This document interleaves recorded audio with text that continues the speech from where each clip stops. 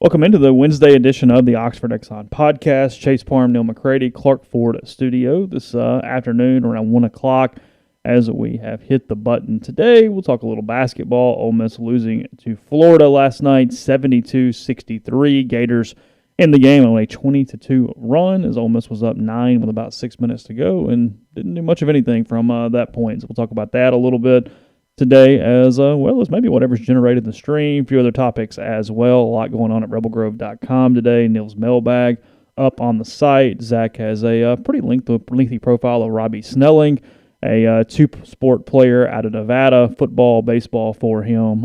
Currently committed to Stanford for baseball, but decision far from over for Snelling, so you can read about that at Rebel Grove as well as our chicks and plenty of other things there on the site. He's got another story, too. He's actually got two recruiting stories up. What's the other one? It's because I edited it. You think I'd remember. The Twitty kid, the wide receiver. I saw that. Yeah. Yeah, so that's up, too. So plenty at rebelgrove.com. You can check that out. In the meantime, we'll tell you about the Oxford Exxon Highway 6 West in Oxford. Download the Speed Pass Plus app. Use it. It is an efficient way to pay right there at the pump. You earn points when you use it, and while you're earning points, you also save money in the process as well. Any Blue Sky location in Mississippi, as well as the Oxford Exxon. And at the Oxford Exxon, you can stop by the hot and cold case inside. You can pick up lunch, maybe get the lunch special, $5.69 every single day. 2 sides of bread, 32-ounce drink, and more. A clean, convenient store. Stop in, take advantage of it there on Highway 6. And again, coming to you from the Clark Ford studio. We are Clark Ford's in Amory, Mississippi. 662-257-1900 is the number. Call it. Ask for Corey Clark. Tell Corey what Ford product you're looking for. He'll send you a quote within 15 minutes in business hours, right to the bottom line. No hassle, no haggle. You get your quote. The rest is absolutely up to you. You can shop that quote around. You can do what I've done, what I recommend that you do, and that is hop into a Clark Ford today. You'll love the service. You'll love the product. 662-257-1900. Guest, join us on the Rafters Music and Food Hotline. Rafters Music and Food. On the Square in Oxford. Be a great place this weekend to watch basketball, NFL playoffs, Ole Miss, Georgia, Saturday morning at 11, and then the NFL playoffs that afternoon, that evening. Got 2 games on Saturday, 2 games on Sunday. So a lot going on. Be a fun place to hang out.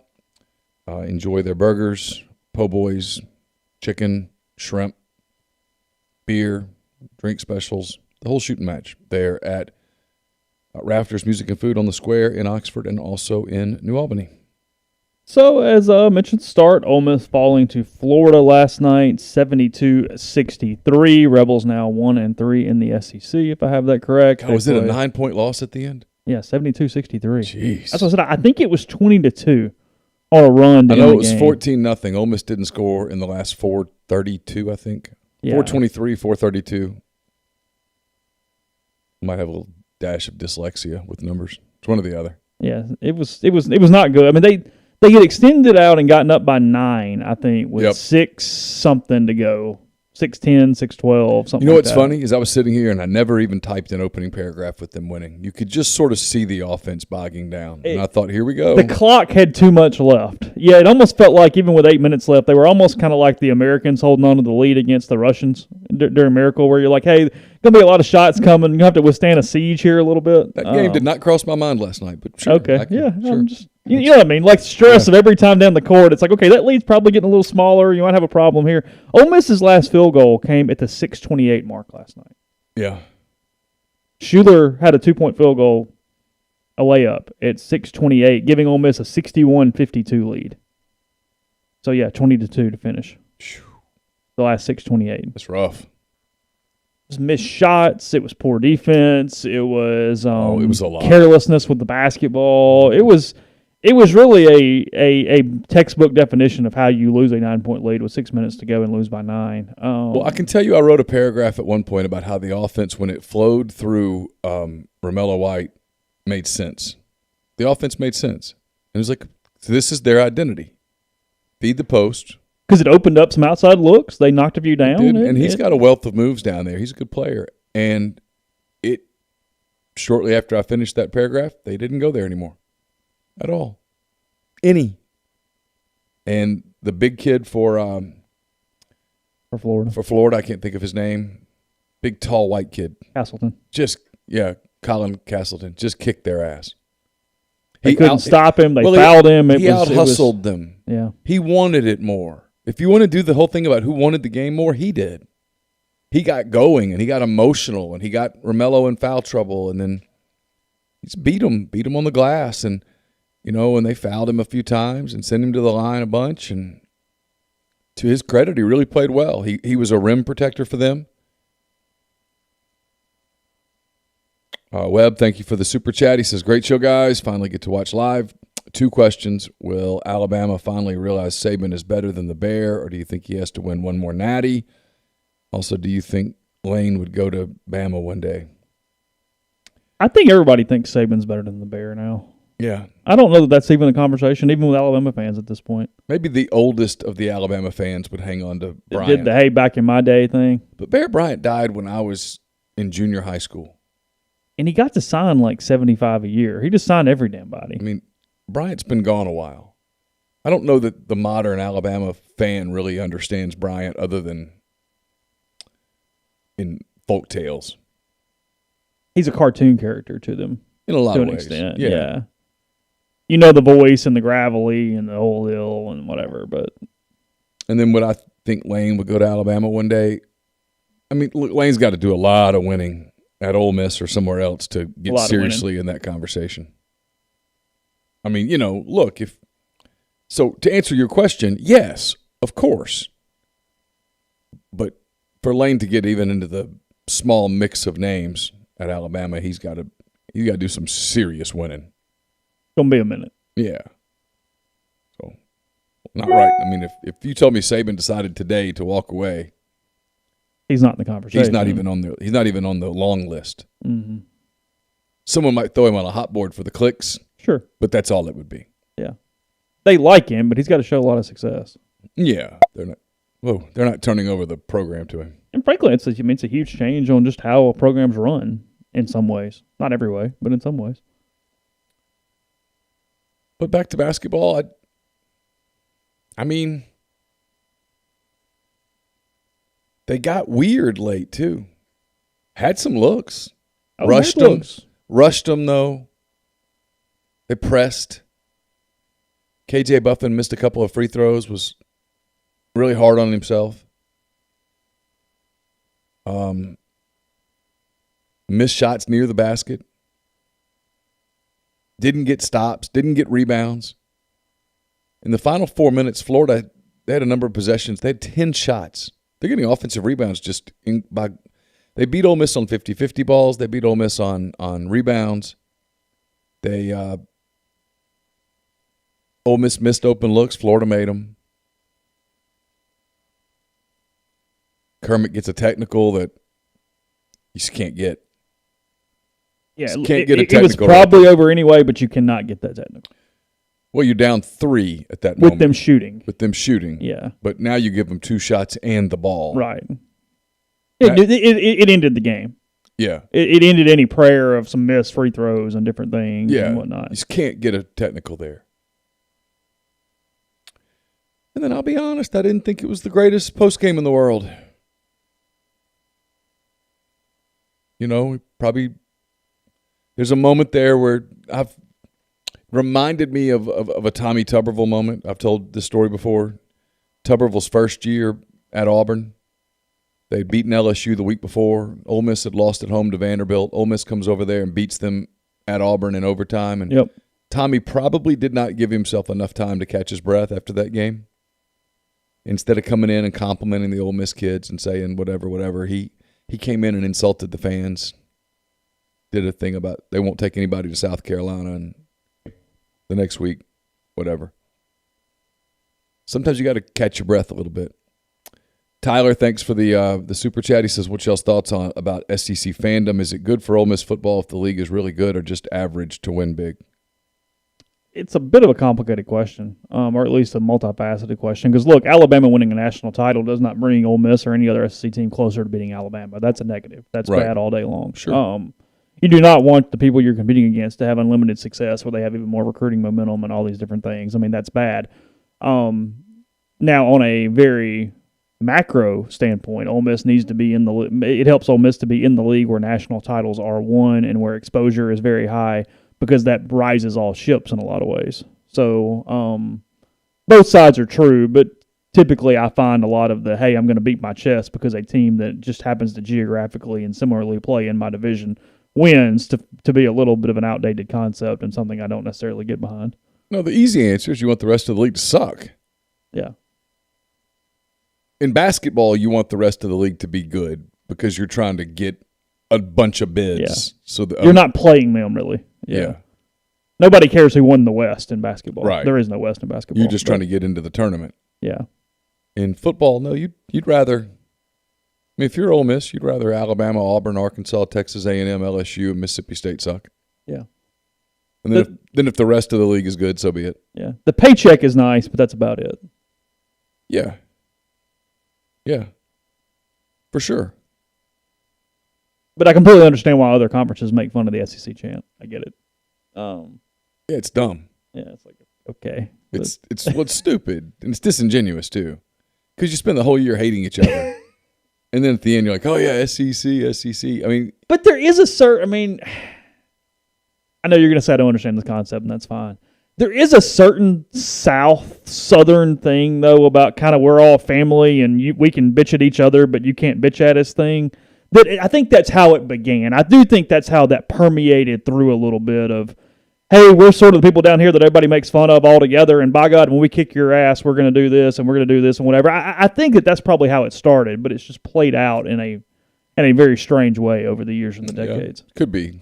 Doesn't make it any less stupid. No, it doesn't. Not even a little bit. But I do think that's at least the concept of how it began. I just don't know that if ULL knocks off somebody in a football game that their fans are chanting. They're going to knock off a lot of people at football games. They have Terry Bowden and Rich Rodriguez. I said ULL. Oh, sorry. That's ULM. ULM's not winning games with that, I'm sorry. with that crew. No, they're ready to go. Look, what's the problem? You got former SEC coach. I got to go shopping. SEC coordinator. I got to shop for a new alma mater now. I've run out of alma mater teams to cheer for. You don't think Terry's going to do a good job? No, I literally think they would have been better off hiring me. The funny part of that, as much as we give him hell, Rich Rod would be the better head coach. I mean, if you're going to hire one of the two, you hired the wrong one. There's no doubt about that. I mean, you got the much more qualified guy as the offensive coordinator than you do the head coach. I mean, Rich is at least, yeah.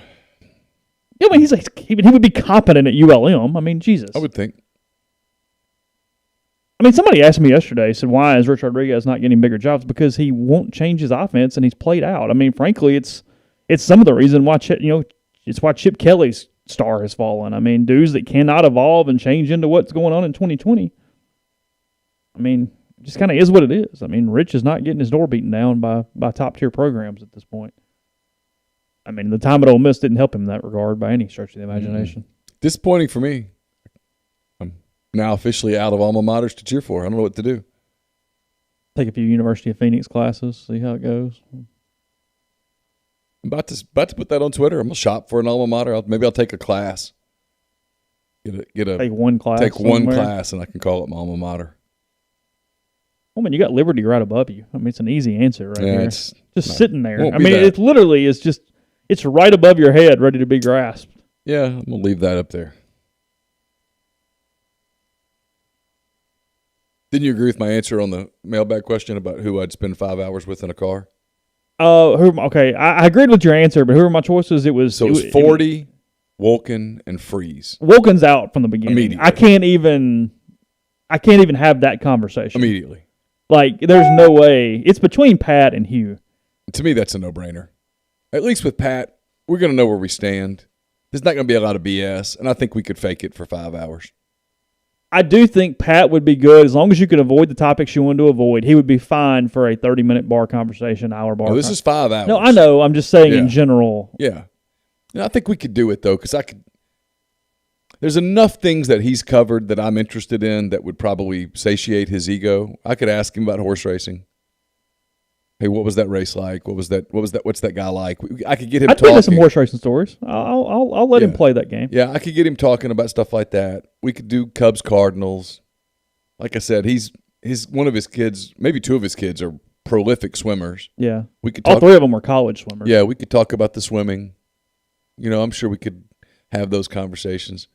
He's a normal guy, goes and has a beer. We could get through it together, and then when it was over, we could go back to never speaking and be fine. Well, and Pat also, I think, would be just as willing to avoid the topics too. You know what I mean? It wouldn't be that deal like Wilkin would be so itching to do though. Like, oh my God, that's all I can talk about is this, and this. But I think Pat can avoid that. I think you're right.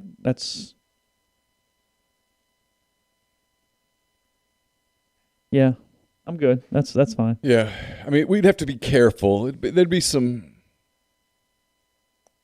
eggshells, but Freeze. I just think it would get weird quick. Yeah, I think it'd get weird quick.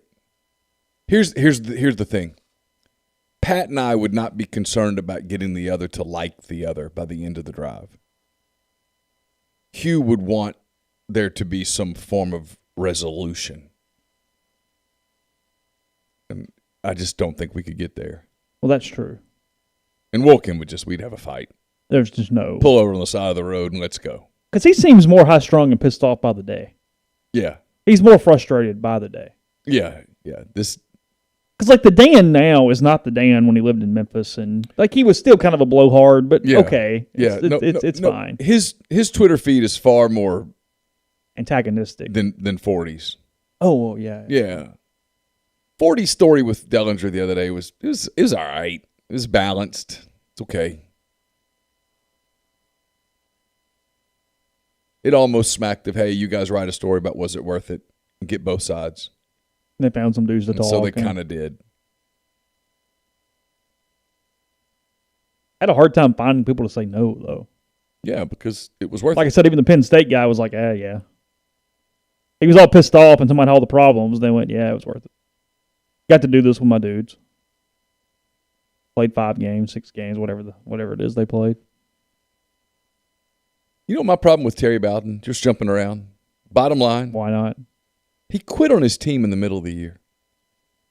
I was there. I covered it. He quit on his team on a Thursday before a Saturday game. He quit. What was the play up to that? What happened? Well, he was going to be fired. Yeah, he was going to be fired. Okay. And they were losing. They'd gone to Mississippi State the week before and lost. They were getting ready to play Louisiana Tech on that Saturday. Might have been homecoming. It might not have. I don't know. Who cares? He quit on that Thursday afternoon.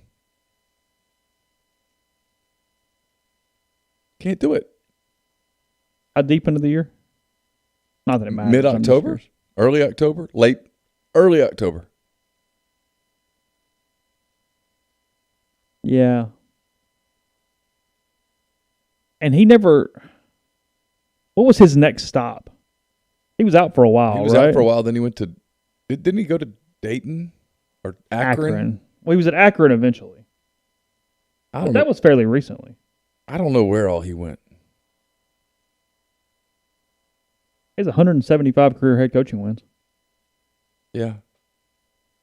I mean, he had... Oh, yeah, duh. He had a pretty good run at... North Alabama. That's right. I forgot he was at UNA forever. I wouldn't have remembered that for a million years. He replaced Hudspeth at UNA, I think. You just can't quit. Or maybe Hudspeth replaced him. Either way. You have to tell the boosters or whoever, you're going to have to walk to that podium and fire me. Yeah. I'm with my kids till you run me out of the building. I'm coaching my team until the final clock hits 0. And you tell me to stop. And then you fire me. But you're going to have to fire me. And if you fire me, I'll honor your request. But I'm not quitting. He quit. Yeah, head coach at Samford, 87-92, Auburn 93-98, UNA 2009-2011. So he didn't do anything for 11 years from a coaching standpoint. Akron 12-18 was a GA at Clemson. Okay, whatever. And then ULM now. That's like I saw the Clemson picture on the ULM thing, and I was like, wait, what? Yeah, I did not know that was even I'm like, you got the wrong Bowden. Oh, Tommy.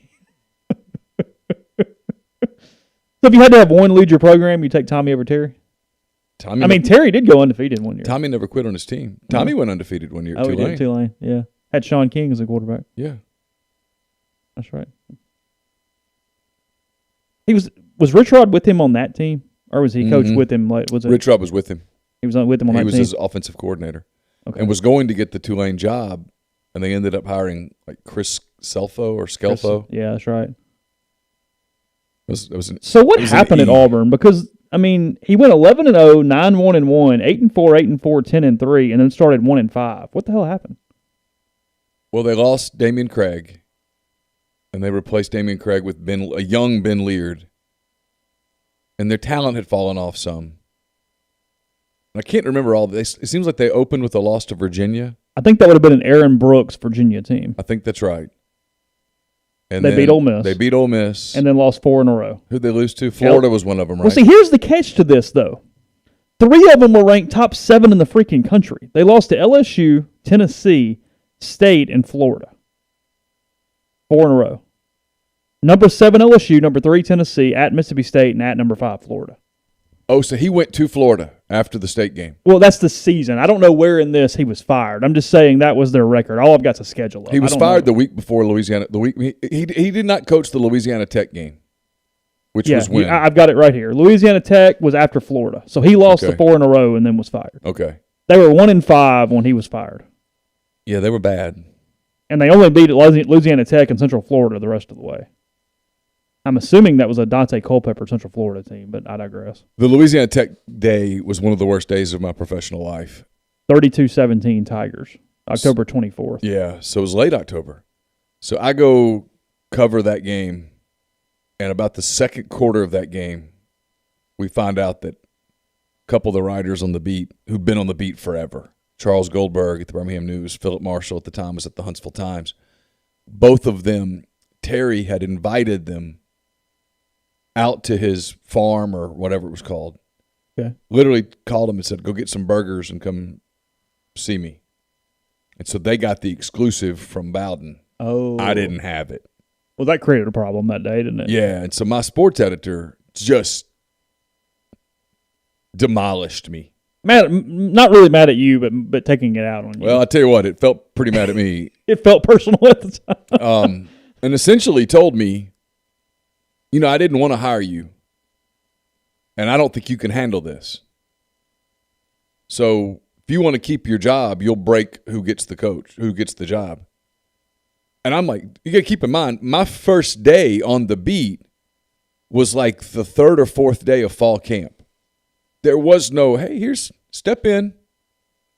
It was jump into the deep end and good luck. I didn't know anybody. Did not know anybody. I've been covering news. I wasn't even covering sports. And so I was like, all right, well, here I go, I guess. And I just worked it nonstop. And caught the break of a lifetime because I can say it now, I think. I started calling Bobby Louder. Just called him. Yeah. Bugged him every night. And I called other people too. And in the midst of one of the conversations with Louder, he said, where'd you go to school? And I said, well, I went undergrad at Ole Miss, and I got my master's at Louisiana Monroe. And he goes, what do you think of Tuberville? And I was like, whoa. And I said, oh, he's doing a really good job. And he said, what do you think's a better job, Auburn or Ole Miss? And I said, Auburn. And at the time, no question it was. And he said, that's a good answer. That's all he said. So I hang up the phone, and I'm thinking, I might or might not be onto something, but I'm going to start digging. And I dug that next day and the day after that and kind of started getting a little feel that there had been real contact, and that Tuberville was seriously involved. And I can't remember exactly how I got to a place where I could write it, but I did. And I think I had to screw over a couple people to write it, but at that point, it was what it was. It was what it was. Got to eat. And it was pretty interesting. And then once that happened, Tuberville started getting asked about it. And he would deny it and deny it and deny it. And then he and I started talking. And I'd covered him at Ole Miss. When I was at the Oxford Eagle, I'd covered that search that resulted in him getting it when he was the defensive coordinator at Texas A&M.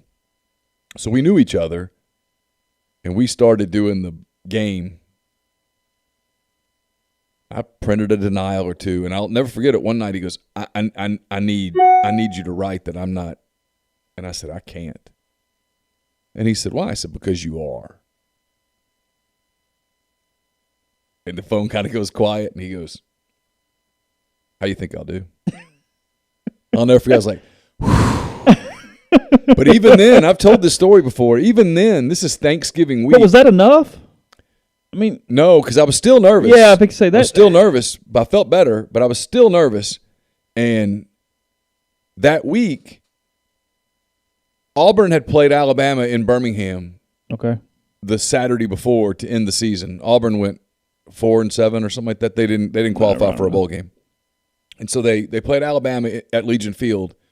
And so the next week, you know, I think Auburn had a basketball game on that Tuesday night against BYU. And all the way over, because Ole Miss was playing Thanksgiving night at home against Mississippi State. How did we get on this subject, Terry Bowden? Yeah. So I'm driving over to Auburn from Birmingham. I'm at the Birmingham Post-Herald. And I'm on these old car phones. Remember the car phones that would get super hot? Like the bag phones? Or well, it was kind of like the big phone. The big phone. Yeah. And it would get really, really hot. Yeah. And you just have to switch ears because your ear was so hot. And I'm talking to all these people who were telling me that Tuberville's going to do a radio show in Oxford saying that there's nothing to the Auburn thing and that he's staying and that he's meeting with Kayat that night to work things out. And I'm literally at an Auburn BYU basketball game. I never saw one dribble. I didn't see one thing. I sat in the media room and called people. And really was convinced that my career was over. I was done. I didn't know if it was true or not, but I kept getting people telling me it was true. And, you know, the paper's like, where's your basketball story? I wrote a 15-inch basketball story that I did not see one single dribble. Box sheet quotes. Yeah, sure. Right to it. Be done. It was awful. A 9-1 run down the stretch propelled the Auburn Tigers to a win. Had to be unreadable. Yeah. But so I head back to Birmingham late that night because we're driving to Oxford for the Egg Bowl. And by the time Wednesday night rolled around, we pulled into Oxford, and I felt about 99.99% sure. But I can remember walking into the Vaught Hemingway press box on Thanksgiving night, and people go, why are you all here? I'm like, what? Yeah, a couple different things to that. Well, we'll get a break. We'll come back and continue this story because it's fascinating, and frankly, it's a Wednesday without a whole lot else going on. So a couple different things about that week. In a second, first tell you about Community Mortgage, Oxford, Memphis, Soto County, and Chattanooga. All underwriting and processing is done in Memphis. You're getting local underwriting and understands your market, a leader in condo financing, the float down option, and much more. You can find Jason at 662-234-2704 or JLOWE at communitymtg.com. We're also brought to you by Lammons Fine Jewelry in Oxford. Lammons, located at 1126 North Lamar Boulevard in Oxford, has been serving the Oxford area for 73 years. From engagement rings to wedding rings to fine jewelry, watches, pearls, fashion jewelry, children's jewelry, collectibles, and more, Lammons is the gold standard in fine jewelry. Visit them at lammonsfinejewelry.com or call them at 662-234-2777. We're also brought to you by our friends at Muddy Water Camo. Go to muddywateroutdoors.com, enter the promo code Rebel Grove. You get the coupon. It's basically an extended coupon that lasts through January the 31st. 35% off on their heated jackets or anything else on the site for the month of January. Also, if you get the heated jacket or vest, you get a free MyCharge portable battery charger. It's a $49 value. And you also get free shipping as well. If you haven't tried these heated jackets, man, you got to check these out. They're incredible in the cold weather, whether you're out hunting or you're just at a ball game or whatever the case may be. They've got 3 different temperature settings, triple zone heating with 2 elements in the chest, a large back element as well, premium duck, goose down insulation, windproof shell fabric with water-resistant finish, and so much more. All of that at Muddy Water Camo. It's muddywateroutdoors.com.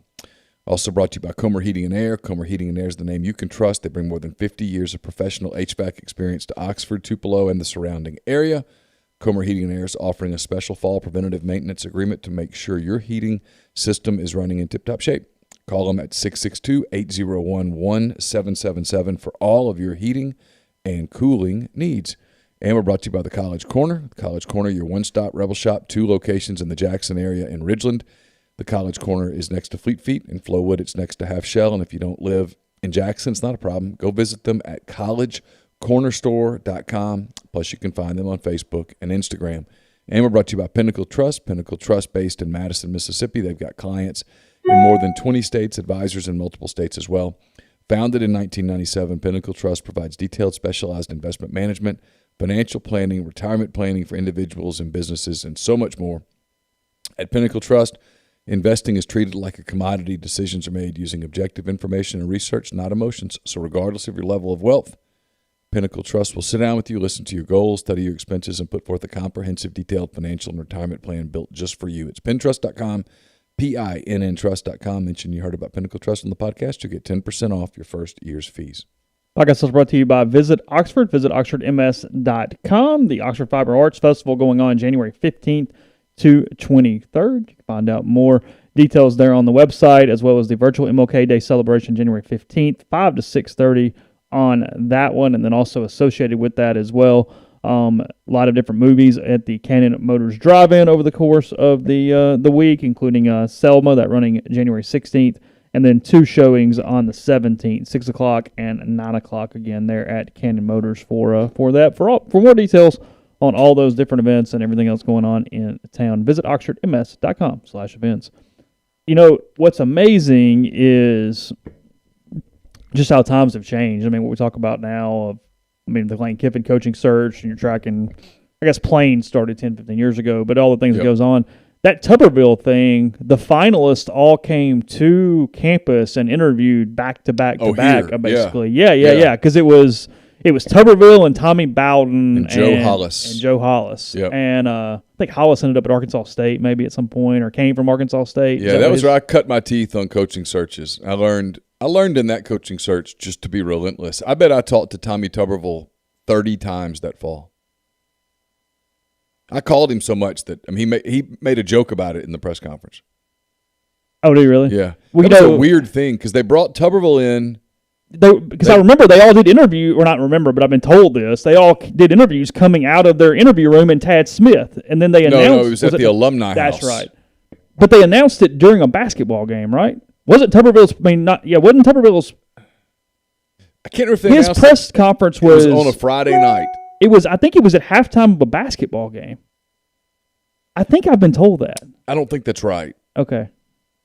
Because I think the press conference happened at the alumni house as well. Almost positive. Okay. It's been a minute. I do know that Pete screwed up, and when Tommy was hired, they announced new head coach Tommy Bowden. Yes. He said the wrong name. Yes. At the press conference. That and Bowden was a finalist. Oh, yeah, for sure. And wanted the job. Yeah. Because Bowden had family. The Bowdens had family in Oxford at the time. Don't ask me their names. I don't remember. Come on, Neal. Because I talked to them, and Tommy Bowden wanted the job. And I think it was pretty close. But Tuberville wanted it badly and had a staff ready to go. And he did have a staff ready to go. His staff was Joe Panunzio and Hugh Nall and Eddie Gran and who all was on that? God, it's a bunch of Greg Knox. He had a bunch of guys ready to roll because they were in Oxford Saturday night. It was crazy. Immediately. They were there immediately. I think that was one of the reasons he got the job.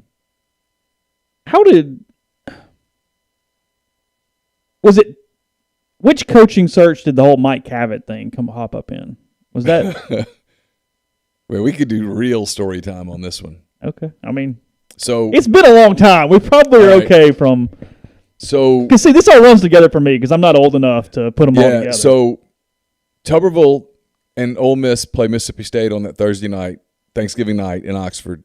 State wins to win the West. Tommy, after the game, gives a very half-hearted rejection, makes a joke about why are y'all all here. And the next morning, his ass is on a plane to Yeah, Auburn. sure. Yeah. And so I drive back to Birmingham, and I'm in Birmingham on Friday And we write that Tuberville's taking the job. I think Auburn finally put out a release. There's a press conference the next day, blah, blah, blah.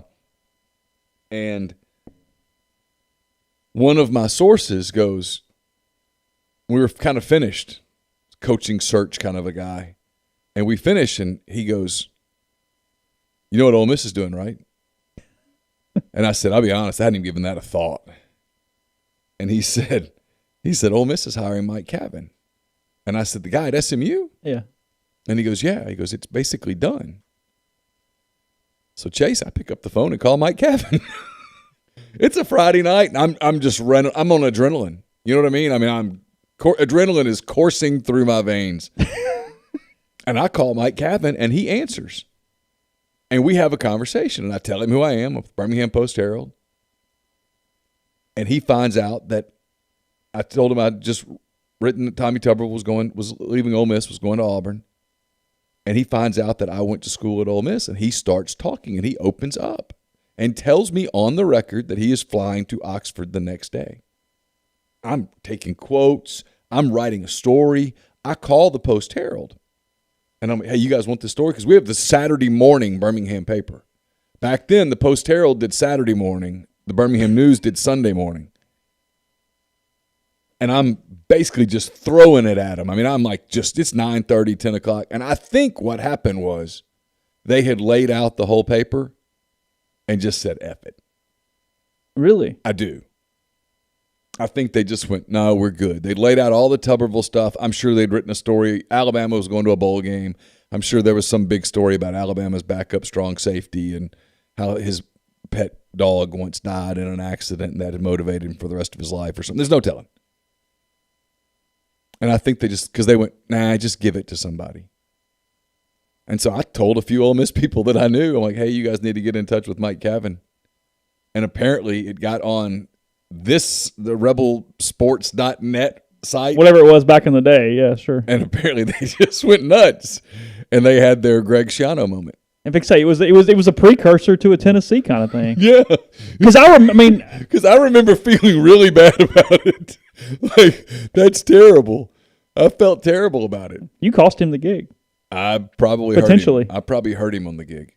Because I'll tell you this, I had heard Cutcliffe on earlier that week, and in fact had gotten back from someone who had taught the Cutcliffe. Cutcliffe was like, I'm not getting my hopes up.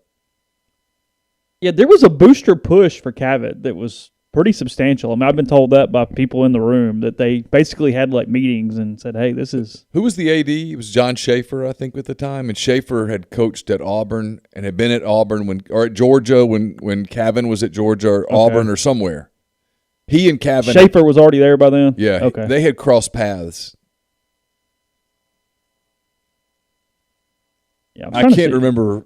It's like I said, it's been a minute. I can't remember how all those paths crossed, but they had crossed paths. Schaefer, Auburn 77-81, Vanderbilt 81-82, Georgia 82-98. So that's where it was.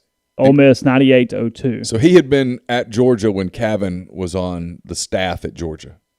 Okay. Sure. That's how they knew each other. Okay. So, listen, if you guys want to go down the road of what would have happened if Mike Cavan gets the Ole Miss job and does the Eli Manning still sign with the Rebels? You don't think he does? I don't know. Okay. Here's where you want to I get at this point it would have just been year one. I understand that. But Mike Cavan, his head coaching record. Talk about got to know some dudes. Uh-huh. He was at Valdosta and was fine, whatever, D2, whatever the hell they were. From 86 to 91. East Tennessee State, the Buccaneers, from 92 to 96, where frankly had losing records for half of that. Yeah. And then SMU, and here is his golden records at SMU, and I get SMU sucked back then, whatever. We can call it what spade was spade, whatever you want to do. They were kind of coming off death penalty a little bit. Literally, yeah. But 6-5, 5-7, 4-6, 3-9, 4-7. Yeah. How does that turn into an SEC gig in any in any capacity whatsoever? That makes zero sense. I don't think Eli comes. He did not coach again anywhere after 2001. My God. I learned a lot of this even in that big Swayze Field story I wrote a couple years ago, though. The way that Ole Miss as an institution operated during the 90s is fascinating in so many ways, of just this kind of broke, local, yokel. We're a little bitty Ole Miss was the philosophy. Yeah. They just didn't. We don't think we can do it. Didn't think they could compete with the big boys. Well, look, I know there's some negatives here, but I mean that was some of the thing with Gerald Turner. Is he actually was trying to fundraise and do things on a bigger scale, and it made people uncomfortable. There was some of that. Tommy Tuberville wanted things done on a bigger scale. I mean, Tuberville pissed off Kayat that last year they practiced on the in the Turner Center parking lot on purpose. And I think that's the practice where Senator Taylor broke his leg. Oh, really? Yeah. Yeah, trying to prove a point, but it. Yeah. And it would rain, and instead of practicing out on the field, they would kind of practice underneath the stadium. And at the time, all Auburn had was this 50-yard indoor, just a little half barn. So nothing crazy. You could only put half the team in there at once. Okay.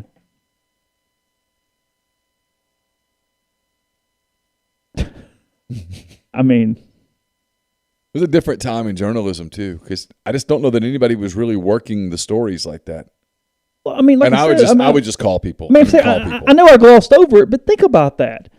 All finalists for an SEC head coaching job came to the building the same day together and just did interviews when they left. Yeah, it was over 2 days, but yes. Yeah, whatever. Same point. Yeah. I mean, oh my God. Yeah. Hey, what's up? Yeah, I did a hell of a job. He asked me some questions. We hung out. They'd come in and they'd interview for 2 or 3 hours, and then we'd sit there and wait. And when they left, we'd talk to them on their way out the door. Fascinating. It's unimaginable, frankly, compared to anything now. Unless you're covering the NFL, which the NFL will put out a tweet that says we interviewed Joe Smith today. That's true. I did love the Falcons a couple weeks ago saying they reportedly are going to interview. Well, thanks, guys. We are reportedly interviewing, and we're the ones reporting it. Yeah. No, I've had some fun with Ole Miss people before about the whole Kevin thing, because I'm like, you could do just a few degrees of separation. I'm the reason you got Eli Manning. They don't like that. Kevin would have been a disaster. Well, I mean, literally the very first question that you have to ask if you say if Ole Miss had hired Mike Kevin, well, that one assumes they would not have had co-head coaches. One assumes that David Cutcliffe would not have left Tennessee for Ole Miss. Where does Eli Manning go? Does he still go to Ole Miss? Because I kind of doubt it. Yeah, are we doing Virginia or something? I think it's Virginia or Texas. Yeah. And so how's it different here? You don't have to go far before you go, oh, wow, that was that's not good. That's a total disaster. Yeah. Because David Cutcliffe gets the job, and Eli Manning essentially shuts down his recruiting, commits to Ole Miss, signs with Ole Miss. And you know the rest of that story. Yeah. Because Cutcliffe inherited a pretty good team from Tuberville. Romero really Miller, good team. Terrence Metcalf, and Deuce McAllister, and that class. Armija Spearman and Rufus French, and there was a lot of guys on that team. Yeah. He inherited a pretty good team, yeah. So Tommy was very frustrated about his situation at Ole Miss. There's a big part of Tommy that I think wanted to stay at Ole Miss, but when you had an opportunity to go to Auburn at that point, and Ole Miss was, with Kayat dragging its feet, moving into the 21st century, I just think he said, can't do it. I think there was a part of Tommy that thought, if I could stay at Ole Miss one more year, LSU's going to open up and I could get that job. And Tommy was worried about the whole Eli Manning thing too, because Tommy was not going to sign Eli Manning at Ole Miss. They were going to sign the kid from, what was his name? Newton? He was from Newton. I have no idea. Alan Tillman, does that ring a bell? Not off the top of my head, but they signed him at Auburn, and he never amounted to anything from a football standpoint. If you're listening, I don't mean that as a human being. I'm sure you're a wonderful person. Yeah, Alan Tillman. Alan Tillman. 6'2", 190, Newton, Mississippi. Newton, Mississippi. Yeah, they were going to sign him. Class of 1999. They were going to sign him at Ole Miss instead of Eli. So yeah, y'all can do your super chat right in here. Yeah, and Brett, we did. Do what? Brett's the one that sent us the $10. Thanks, Brett. He says, "Oh, okay. What's that for?" He's thanking us for our work. Oh, thank you. Don't let Google get the 30%. And he also sent you your beer there. Oh, good. Yeah, I'm not a beer guy, but this one has me really, really interested here. I think that's in the camera. Let's see. Yep, you're in the camera. KBS Maple Mackinac Fudge.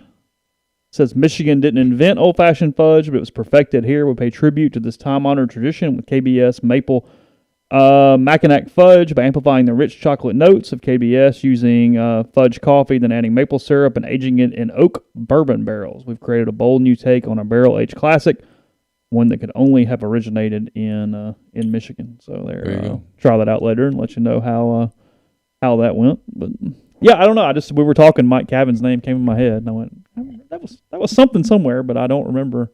I've heard a lot of stories about the different booster pushes that push for Mike Cavan to be kind of snuck in right there and hired as the next head coach. There you go. It was real.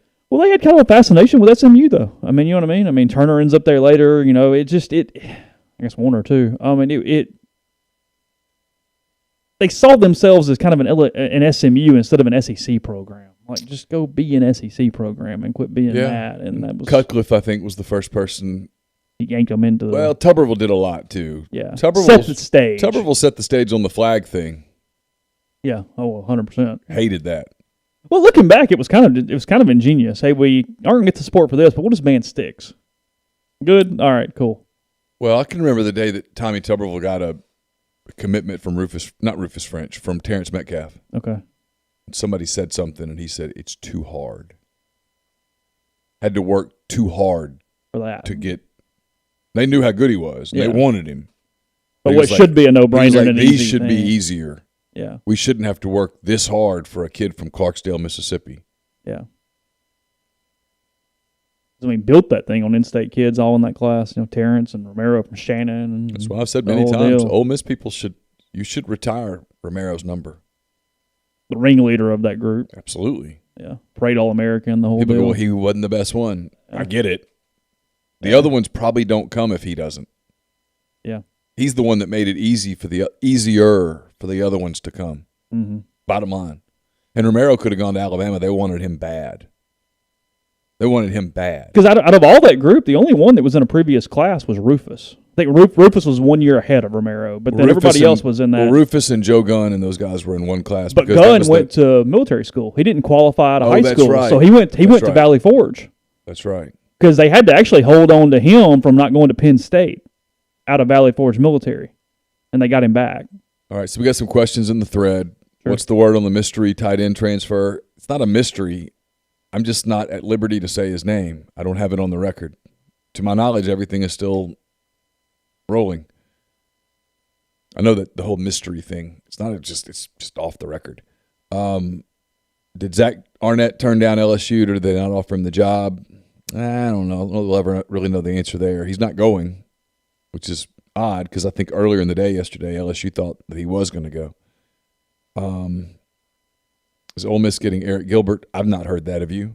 I've not heard that at all. No, nothing. Is baseball set to start Valentine's weekend? I thought it was that weekend, but somebody else told me it might be the next weekend. But either way, it's scheduled to start on schedule. I don't know what that weekend is. I thought it was Valentine's, but maybe I'm off for about a week. I'll look and see if I can find that today. Did you hear Jay Tate's story on G-Pits? I saw the message board post, but I have not actually heard the story to this point. The story is fantastic. So he plays FIFA against kids, because like the average kid who plays FIFA online on those games is like Carson's age. That is correct, yes. And so he beats them. And then he said he just decided that he would start sending them a note, I guess. I don't know how you do that. But like he literally sending them correspondence saying something good about their team. So he beat a guy and then send him a note like, "Hey, your defense was really good," or "I like your whatever." And the response is, the first one he read was, "Oh, go shag your mom." You got serious. Oh, God. Yeah, and another was like, F you, blank, blank, blank. And it's, it's really funny. The go shag your mom. But what was the funniest part, and people couldn't see it, is we do that show on Skype where we can see each other. And so I magnify the screen, and I've got Gabe here and Jay here, and I'm looking at Gabe while Jay's telling the story. And Gabe and I are like communicating with our eyes going, you know where this is going. These kids are going to be like, you old piece of crap, Jay's reading these responses, and they were just fantastic. February 19th, opening day. Okay. Yeah. And that is that tournament in Arlington still to this. It's essentially a Big 12 SEC challenge. Ole Miss, Mississippi State, Arkansas will each play TCU, Texas, and Texas Tech. So, and it's in Texas, so it's got a chance to happen. Frankly, if you told me it happened, I'd say yeah, of right now. I think they'll play those games. It'd be a really cool, fun event if they could actually, like have media and fans and stuff like that. That would be kind of neat. So, yeah, February 19th. Ole Miss starts inter-squads January 29th. They start individual drills January 15th. So that's your preseason schedule for Ole Miss. I do know that. So, nonetheless, there's your baseball schedule. Plenty of time to get to baseball. We'll do it soon, but not quite time yet to really go full bore. No, it's a full month away. Yeah, we got a minute. Yeah, so until you know exactly what it's going to look like. And we don't. Yeah. I mean, we do, but we don't. So I'll be stunned right now if the season doesn't at least start with the same attendance requirements that are put on anything else, is my guess. Oh, yeah. That's kind of where it feels. 10%. Yeah. I guess 10 or 25 based on outdoor, indoor. Right. I don't know exactly how that works, but yeah. All your stuff's going to be Zoom. I would assume. They did a little bit of fall more than you would have thought in person, but I think it feels Zoom, so we'll see. I'll tell you, the podcast brought to you in part by Northeast Spark. Spark stands for Service People Across Rural Communities. They have two different internet packages: the Ignite for 100 megabytes per second, or Blaze 1 gig per second. We are powered by them here in the Clark Ford studio. Your hometown team bringing you world-class broadband. You can find out more, including if you are in their area, at NESpark. That's SPARC.com, 662-238-3159. Phone service available also, as well as network security, parental controls, wireless mesh extenders, and more. You can call the office for all the different details. Again, 662-238-3159. We're also brought to you in part by John Edwards, Regency Travel Incorporated in Memphis. Why use John? Who's part of Virtuoso. It's a worldwide network of travel partners that allows John to supply his clients with added values, unique benefits, simply not available to other travelers. All you got to do is get in touch with John, give him some parameters and a budget, let him give you options. 901-494-3387 or jedwards@regencytravel.net. First-time clients can save $50 off their first booked trip just by telling John you heard about Regency Travel on the podcast. Also brought to you by Grenada Nissan. If you're in the market for a Nissan vehicle, Grenada Nissan's the place to go. They've got a complete selection of new and previously owned Nissan vehicles, great lease deals as well. Grenada Nissan USA.com. And brought to you by Oxford University Bank, OUB, locally owned and operated right here in Oxford. When you deposit money at OUB, that money and the vast majority of the bank's profits go right back into the Oxford community. OUB has a commercial checking account. I couldn't read the word. Commercial checking account now paying 1% interest as long as you keep 1%.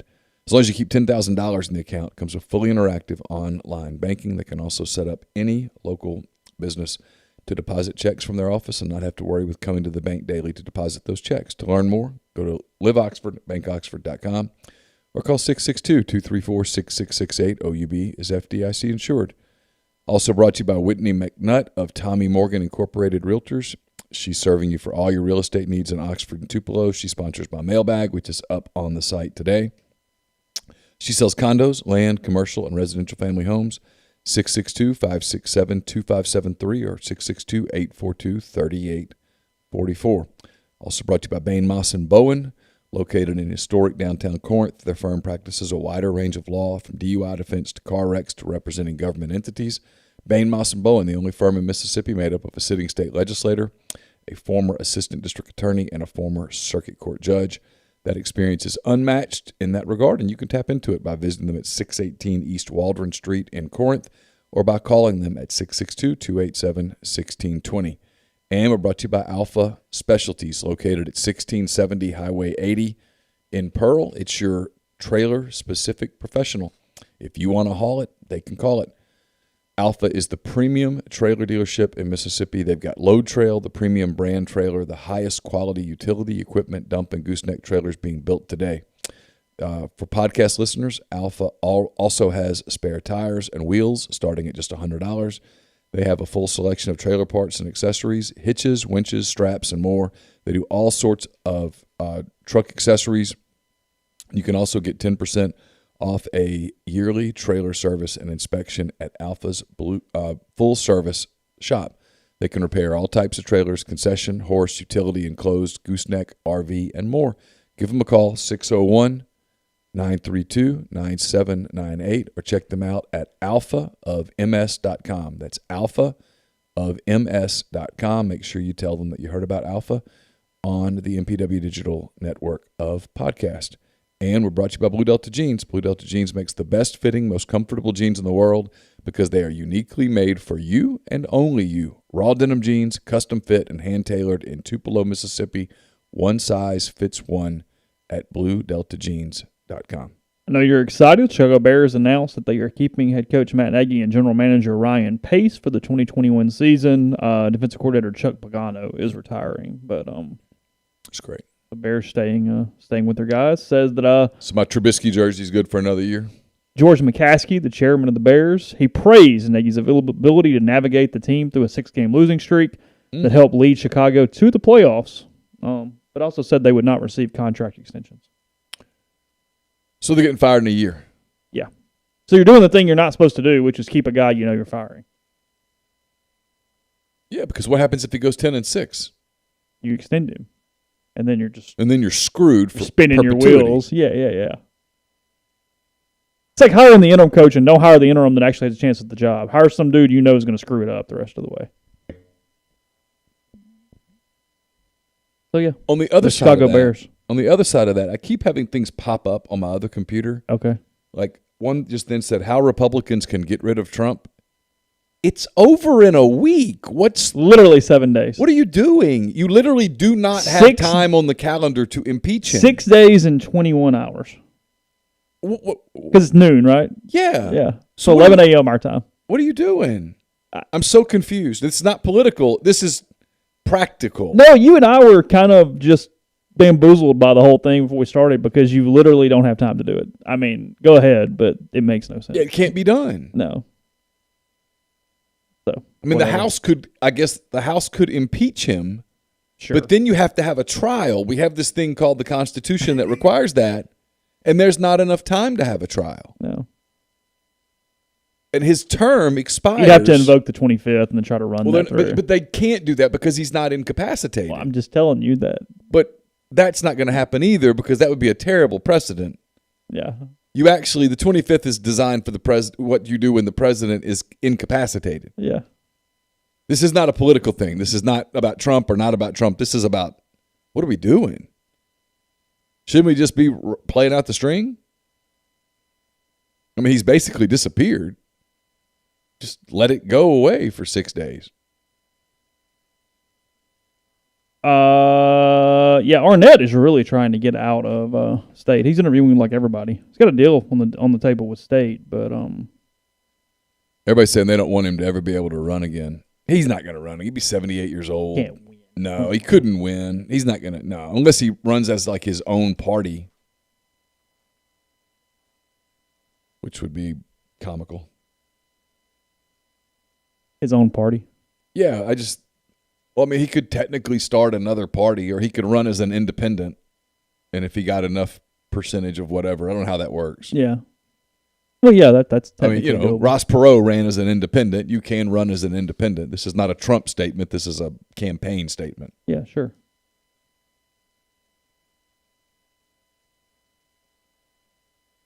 Yeah, whatever. So Ole Miss goes Georgia Saturday at home. Then they go at Mississippi State next Tuesday. That's probably not going to go well.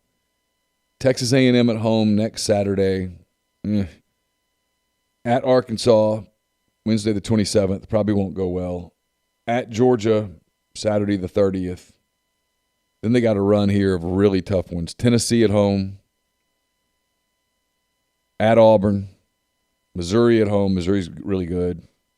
At Carolina, Mississippi State, at Missouri, at Vanderbilt, Kentucky on senior night. If you had to guess today, what's the 18-game record? Until they show me much more, 5-13.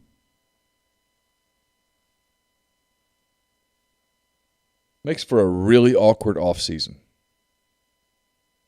if that happens.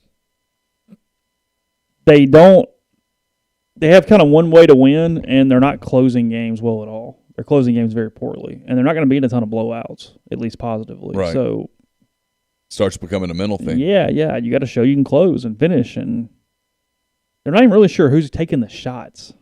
What you noticed last night too.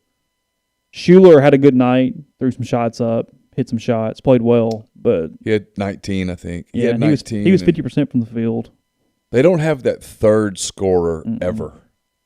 They hit their free throws last night even. Yeah. So got beat by 9. Florida hit theirs too. Florida got to the line a lot. 22 of 26, I think. Yeah. The line. Castleton was just abusing them down there. And he was good. He was Here's really the other good. thing. Florida was without their 2 best players. They were. Not just Johnson, but the guard that's so good. He didn't play. Not a rough night.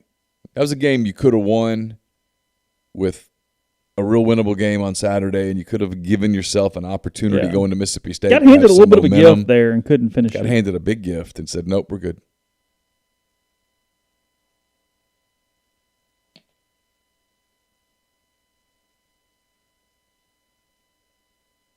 Looking here I was trying to see ESPN doing a thing on what teams would make the most sense for Deshaun Watson if they can't work things out and who kind of can make it work. Chicago Bears. The Dolphins, Patriots. Are the Dolphins going to bail on Tua already? The Dolphins are mentioned 2 or 3 times. Whoever Bowen is says, I don't necessarily see the Texans moving Watson, but if we're putting together a potential package, then Dolphins fit. That deal would send quarterback Tua Tagovailoa plus this year's number 3 and number 50 picks to the Texans for Watson. What would the New England deal be? Because they're not one to give away a bunch of picks. Let's see. Running back Damian Harris, the restricted free agent rights to J.C. Jackson, this year's first, second, fourth, and fifth round picks, first plus 2022 first and third rounders, as well as Jared Stidham if they want him. Just don't know that I see Bill Belichick paying That's that so price. much. That's a steep price. That's a ton. It's probably worth it, but that's not really their style. No. Who else is on that list? Jets, 49ers, and Redskins. What's the price for the Jets? I assume it's the second pick in the draft. They could offer 4 first-rounders over the course of the next 2 drafts because they have 2 from Seattle as well as their own 2. Yeah, that's pretty much it. 4 first-round picks. From the Jets, I don't know that I think about that. I gotta look at the rest of that roster and say, if we do a significant upgrade at quarterback, and that would be a significant upgrade at quarterback, how much better does that make us? Because if the answer is, well, that takes us from a 4-win team to a 7 or 8-win team, that's not enough, and I'm better off keeping those picks and rebuilding. Sure. If the answer is it takes me from a 6-win team to a 10-win team, all right, that puts me in the playoffs. I'm in. Yeah. And I love Deshaun Watson. I think there's a lot there. And he's still young. Further down the page here, one of the other questions in this article is which home team is most likely to lose this weekend. And 1, 2, 3, 4. 4 votes for the Bills, 2 for the Saints, and that's it. Isn't it snow in the forecast in Buffalo this weekend, by the way? I have no idea. Thought I heard there was snow in the forecast, and there's, that turf gets a little slick and stuff, and that takes away some of what Lamar Jackson loves to do so well. Is it Saturday or Sunday? What day is it's that a game? Saturday game. There does appear to be Saturday night. Yes, they're predicting the chance of snow showers in Buffalo Saturday. High of 37, low of 30. wind 15 miles an hour. What everyone's doing on the Saints is this third time you play that somebody part, whatever. thing. And I'm like, So the better team beats the bad team. Yeah, okay. It's like, it's really hard to beat a team the third time because they know you so well. Yeah, but you know them really well too, so that kind of cancels out. Brady's been damn good lately. He has. The Bucs are not very good on the back end defensively. The Saints typically can throw on them a lot, and right. That's where the matchup problem is for Tampa Bay. I don't see Green Bay losing at home, and I don't see the Chiefs losing to Cleveland.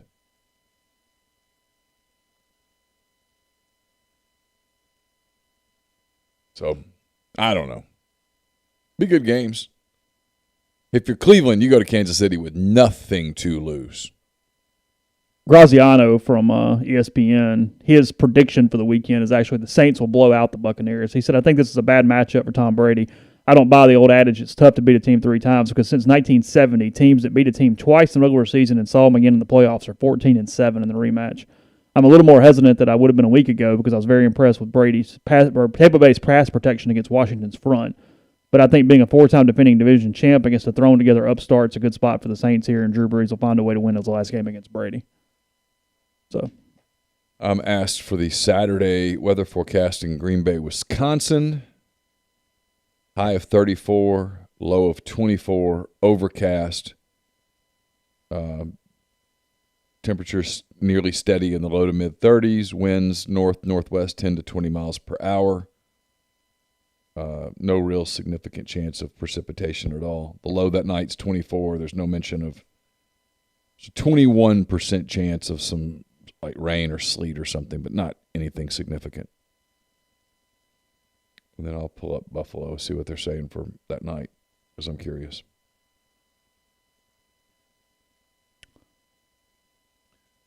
Saturday night in Buffalo, 30 degrees, variable clouds with snow showers, low around 30, winds west 10 to 20, chance of snow 40%, snowfall around 1 inch.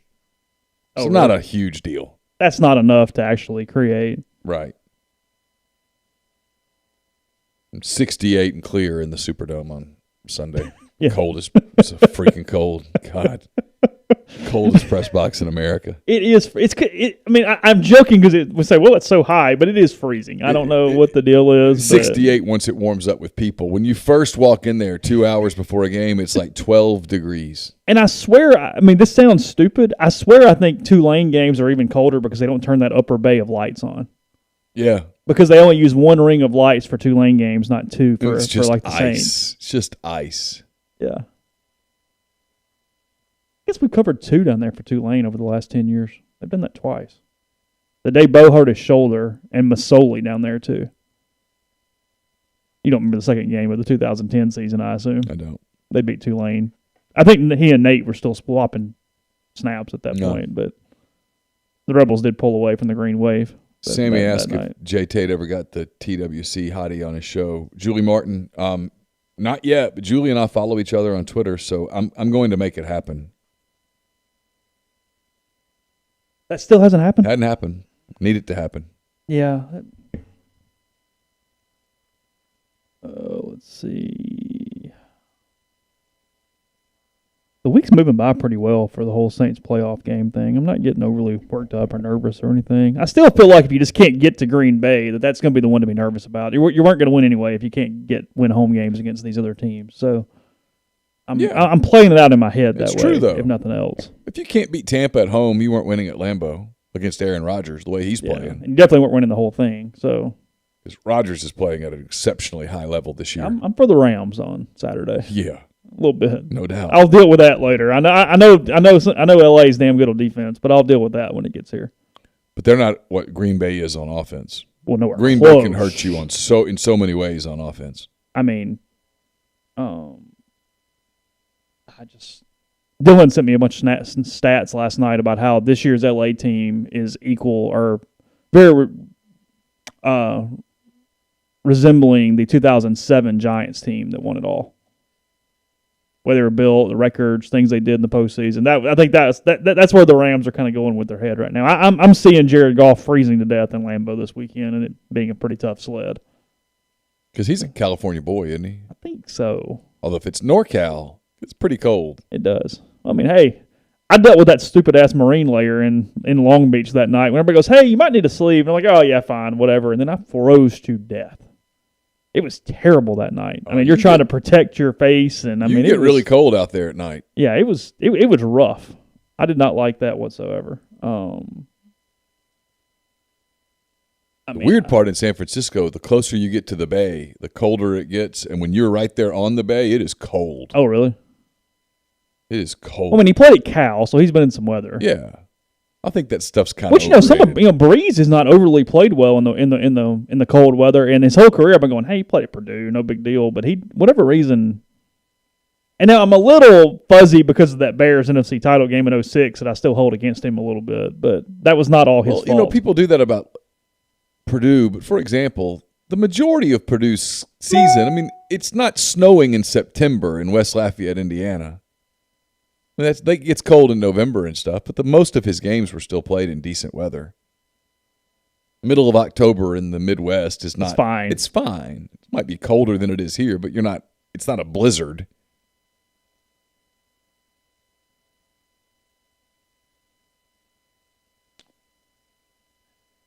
Yeah, I do feel like Rodgers and Breeze are still playing for something from that standpoint, but sure. From a legacy standpoint? For whatever reason, and maybe it's because I'm so close to it, it feels more important for Breeze. Oh, I don't know. I think if you give Rodgers another ring or two, you start to put him in a different. You start to have a conversation about where he is. 3-time All-Pro, 9-time Pro Bowler, 3-time passing rating leader,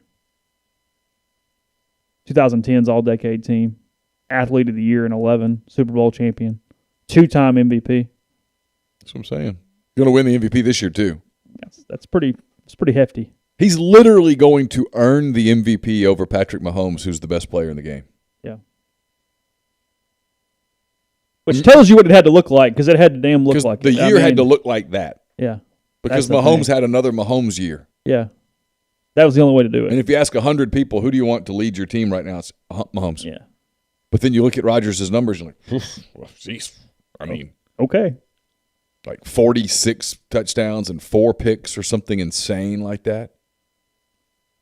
Yeah, Breeze lacks the MVPs. He's never going to be like oh my God, the best quarterback ever, even though from a career standpoint, the perseverance, the overcoming the shoulder, I mean, it's a hellaciously impressive body of work. The Breeze, he's the most accurate passer in NFL history. The Breeze story is fascinating. Yeah. Of course, the Rodgers story is pretty damn fascinating too, because they drafted him. I mean, you got to give Green Bay some credit now.